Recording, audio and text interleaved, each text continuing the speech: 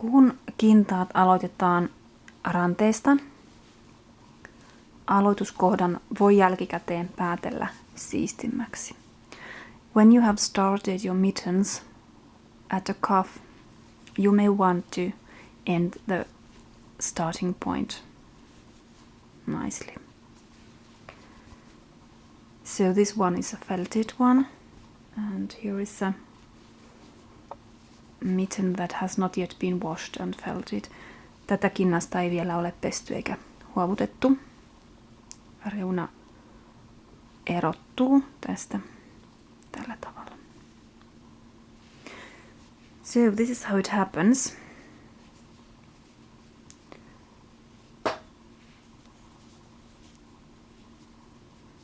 This is the point where I have started. Tässä näkyy aloituskohta. Ja 2-3 silmukkaa voi purkaa pois. Kun hännästä vedetään kevyesti, näkyy mikä silmukka täällä liikkuu. When you pull this end gently, you can see which loop moves and you pull it out. Täältä vedetään silmukka pois. Taas vedetään varoen, jotta nähdään mikä silmukka liikkuu. Pull gently and you can see it's this loop which moves. Pull it out. And again, this one.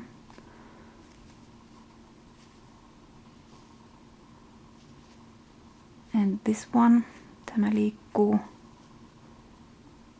Ja tuosta. And then we have a loop here.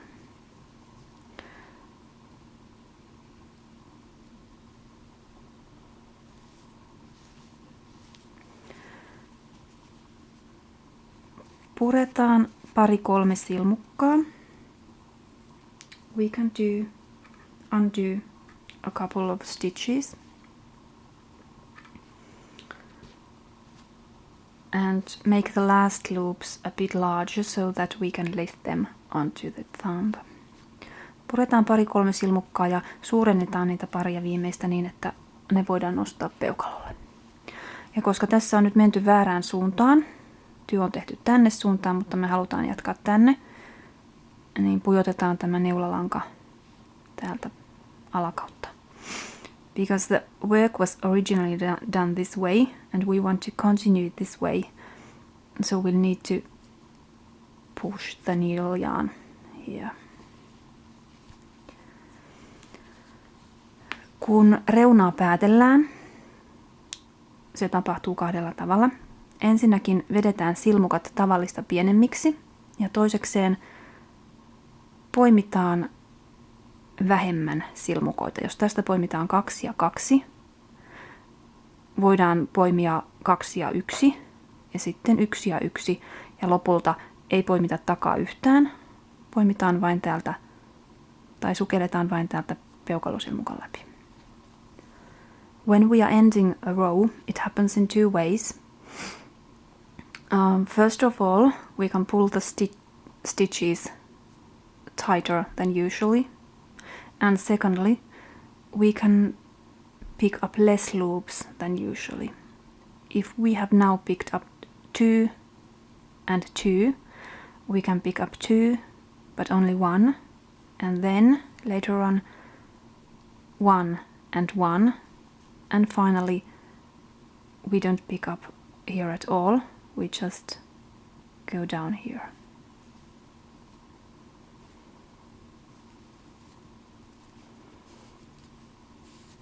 Tehdään ensin silmukoista tiukempia.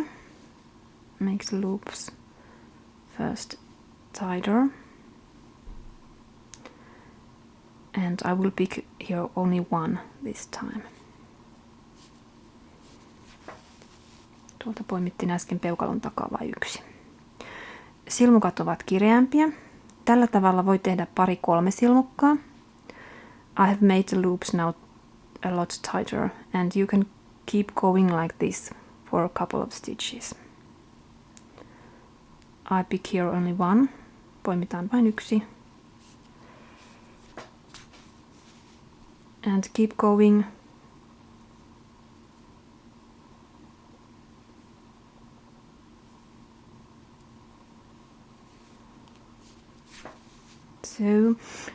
The stitches are now quite tight and I can't even lift them on the top of the thumb. Silmukat on nyt kiristetty sen verran pieniksi, että niitä ei enää pysty edes nostamaan peukalolle. Vähennetään silmukoiden määrää. Peukalolla vain 1 ja takaa 1. So we can now pick up less loops. One here and one here. And pull the stitches tighter. Do a couple of stitches like this. And then sitten ei enää poimita yhtään täältä. Mennään suoraan tänne. And then we don't pick up any loops behind the thumb, but we go straight here. And we may pull the stitch a bit tighter. Silmukkaa voidaan vetää vähän kireämmellekin.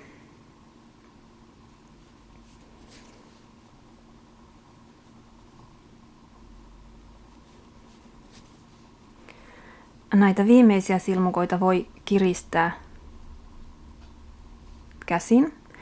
You can make these last loops smaller by pulling them tighter by hand.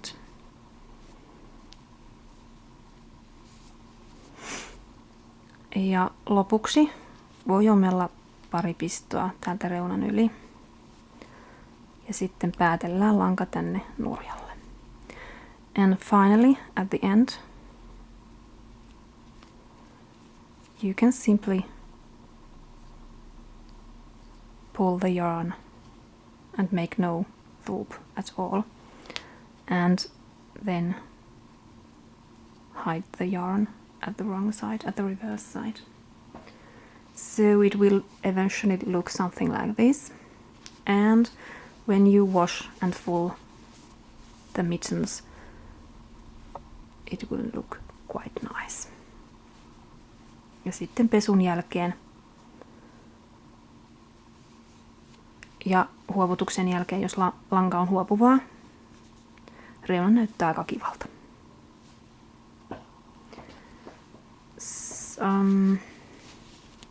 Okay, I will show the thumb hold here. So this is quite typical. These loops are quite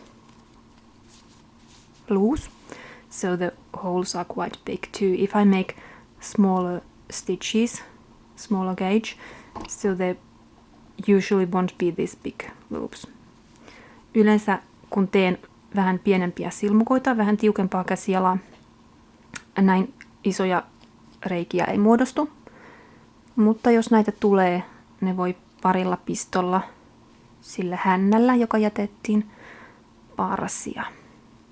If this happens, so you get this kind of gaps, you can use the tail we left here and do a couple of extra stitches to darn these things. Here's something I have darned. Tätä puolta on vähän parsittu parilla pistolla. Ja pesun jälkeen peukalo näyttää ihan hyvältä. Another place which is a bit problematic in my mind is this inside thumb. There are gaps, as you can see. Tännekin tulee helposti aukkoa tähän peukalon hangan puolelle. But if you make smaller stitches, so these are quite not so obvious. Jos tekee pienempiä silmukoita ja tiukempaa käsialaa, nämä reijät eivät ole näin selviä. Mutta pesun ja huovutuksen jälkeen täällä ei ole mitään. After washing and fulling, you can see there are no gaps. This is quite good. So if this happens and there are gaps, don't worry. If your yarn can be felted and fulled, it will be quite nice after you have finished your work.